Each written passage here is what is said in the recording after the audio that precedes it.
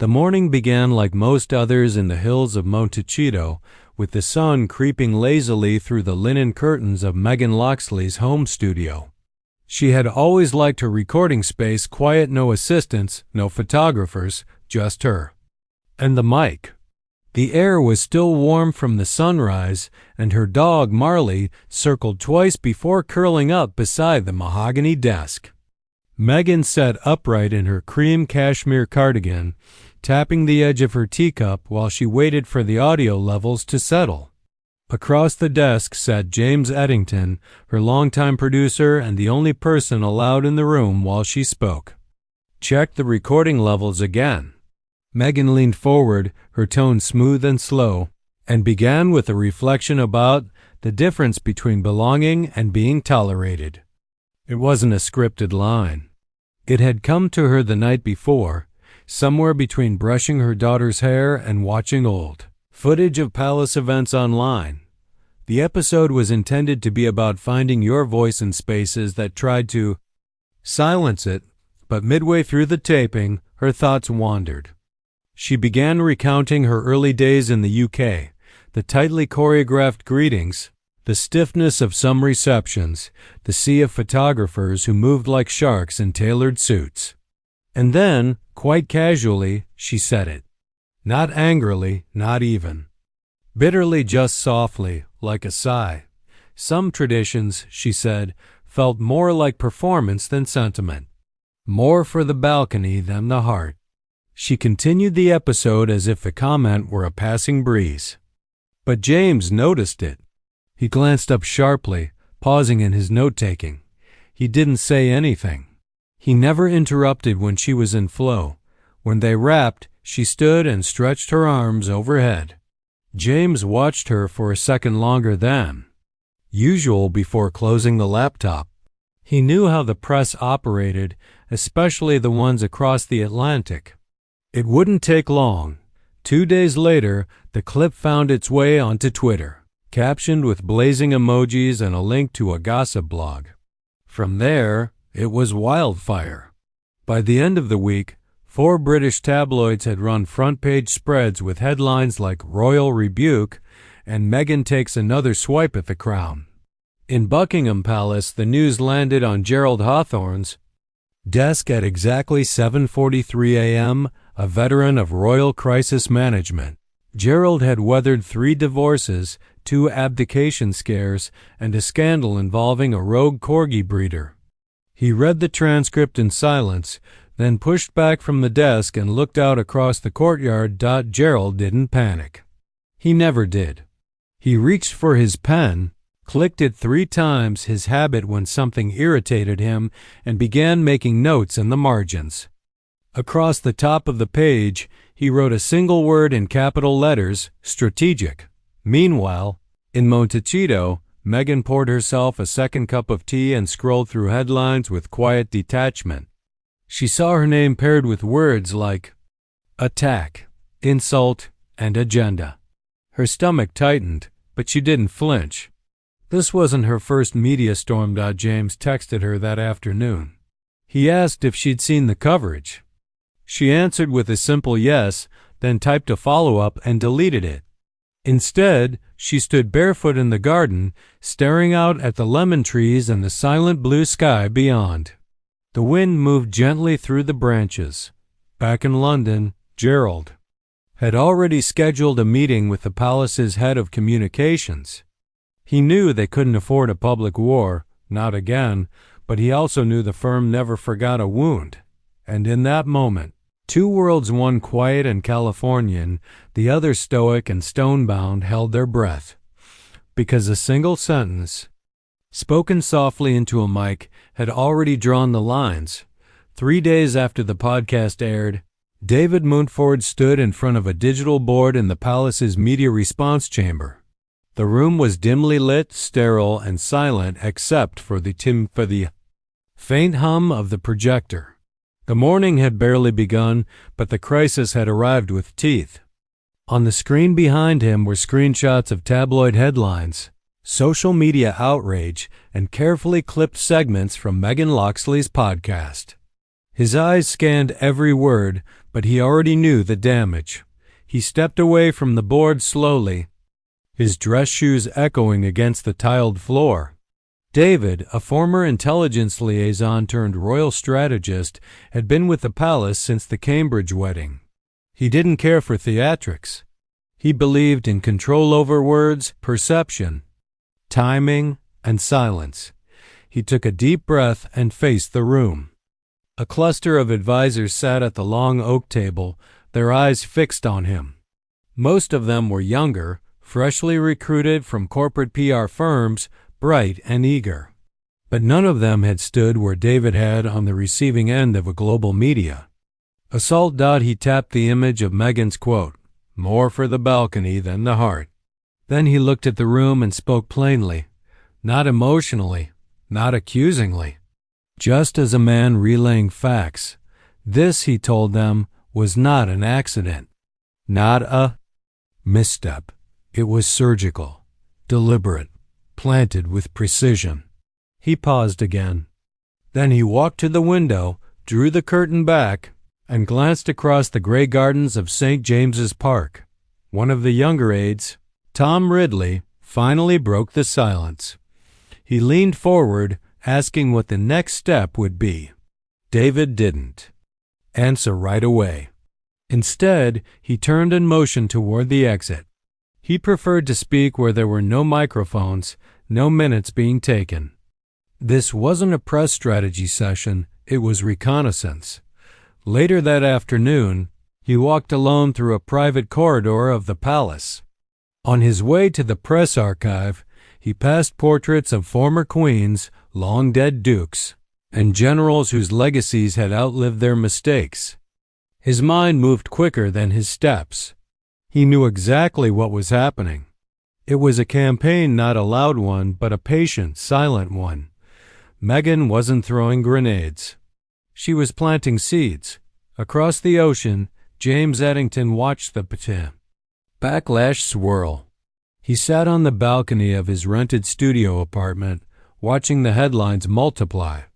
His fingers hovered over the keyboard, uncertain whether to issue a clarification, a denial, or nothing at all.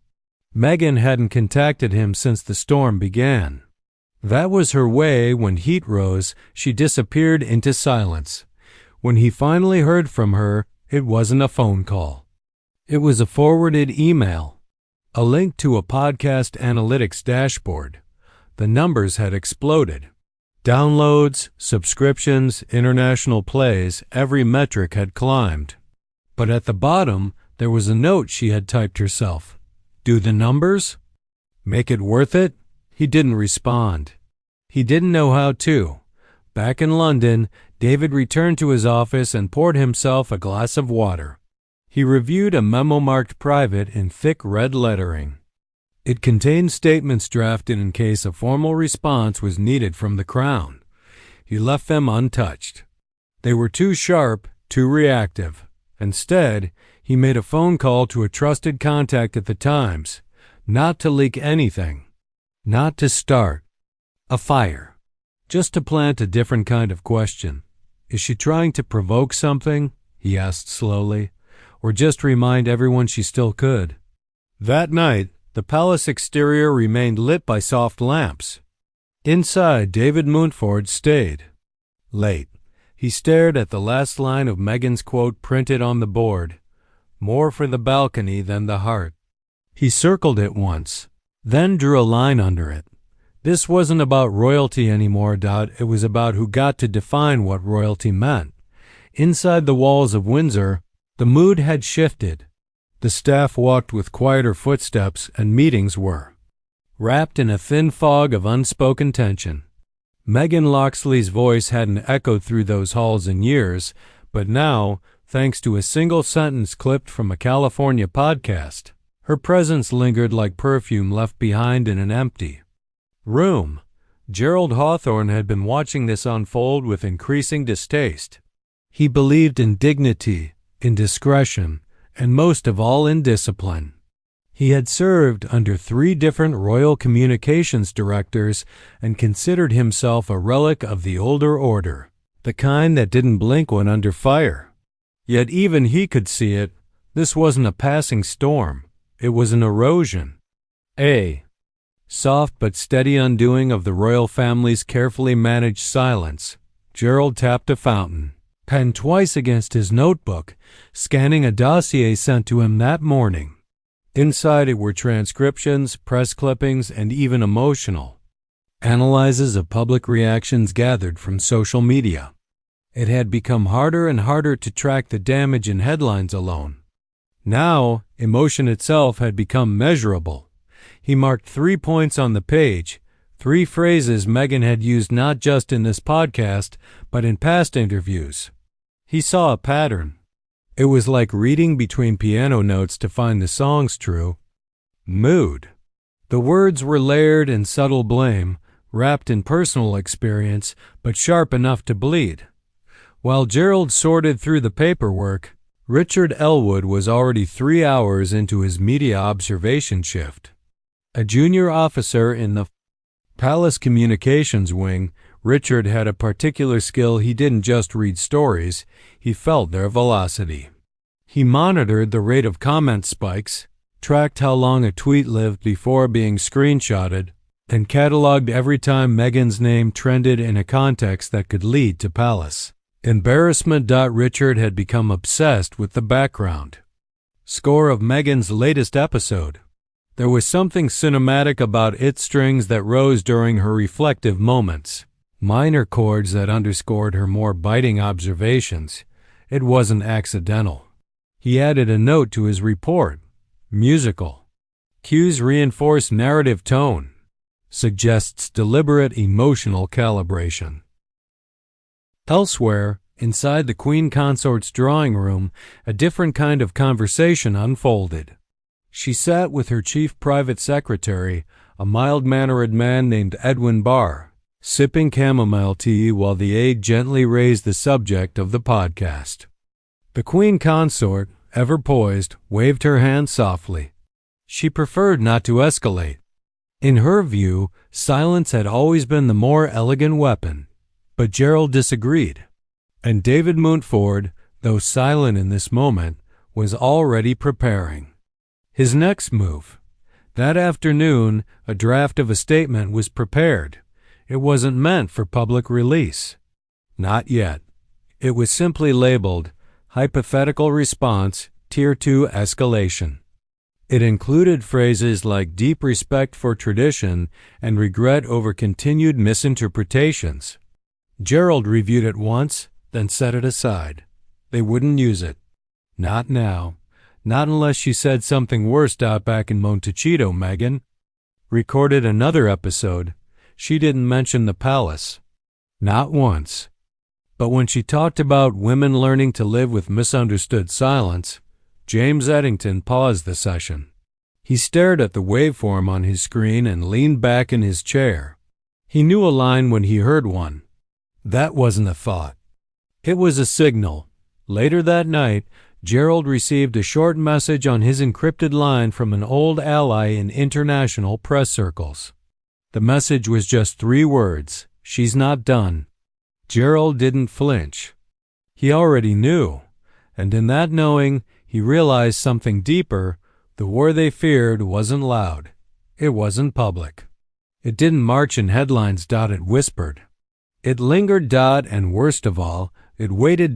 By the time the internal leak made its way into the digital bloodstream of London's media circuit, David Mountford was already pacing his office.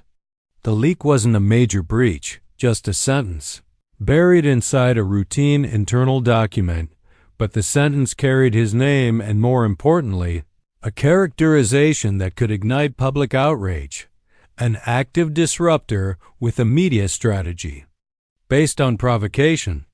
The phrase, never intended for public consumption, appeared verbatim in a late-night story published by an online tabloid known for its aggressive palace coverage. David knew the leak hadn't come from any of his inner circle. His staff was small, tight, and ruthlessly loyal.